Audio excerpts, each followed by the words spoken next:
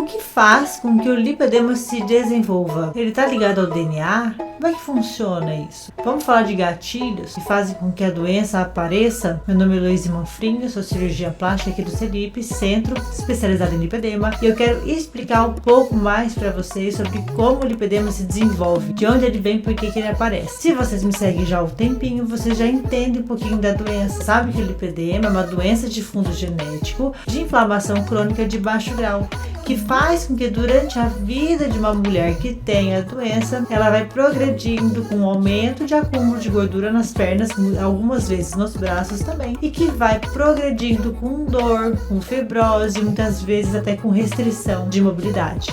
Mas todo mundo que tem aquele gene defeituoso vai progredir com lipedema? A verdade é que não é bem por aí. Alguns gatilhos são responsáveis pelo aparecimento da doença. E eles são vários. E eu vou falar alguns para vocês aqui.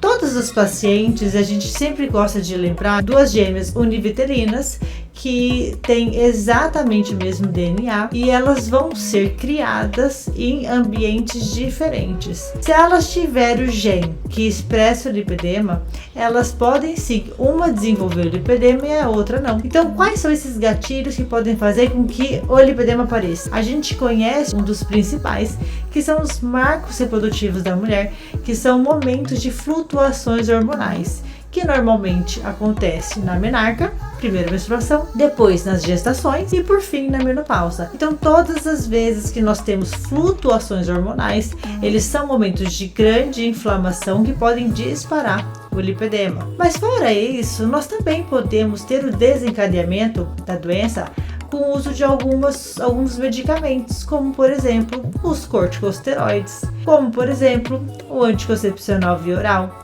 que é muito comumente relacionado com o aparecimento do lipedema. Nós também podemos ter alguns gatilhos que são relacionados ao lipedema, que são os traumas. Podem ser traumas cirúrgicos ou não, mas a gente fala muito em cirurgia plástica no nosso canal, então é importante que vocês saibam que uma cirurgia plástica, ela pode sim, no pós-operatório, decorrente da inflamação localizada, que é grande e que acontece em todas as pacientes, elas podem vir a desencadear ou a piorar o lipedema. Nós temos um que é muito importante também, que é a alimentação.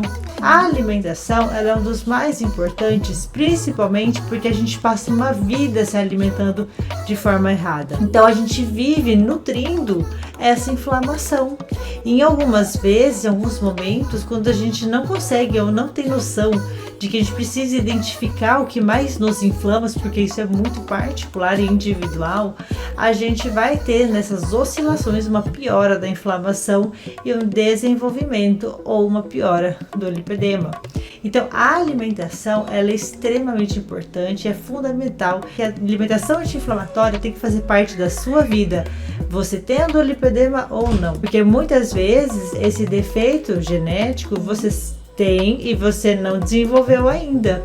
Então você pode segurar isso para não deixar com que ele apareça. Não podemos nos esquecer que as mudanças comportamentais de aumento de peso são os gatilhos atualmente mais envolvidos na progressão da doença. Então o efeito ioiô, que é aquele engorda e emagrece de pacientes que lutam contra o peso, que estão sempre fazendo dietas muito restritivas, ele é atualmente considerado o pior fator de gatilho de progressão do lipedema. Então, esses gatilhos são fundamentais para que todos entendamos de uma vez por todas que a mudança de estilo de vida ela é importante para todo mundo, não somente para paciente com lipedema, porque muitas de nós temos o gene, ainda não expressamos ele e podemos sim, em algum momento da nossa vida, vir a apresentar a doença, e a gente só vai saber disso ao longo da nossa trajetória.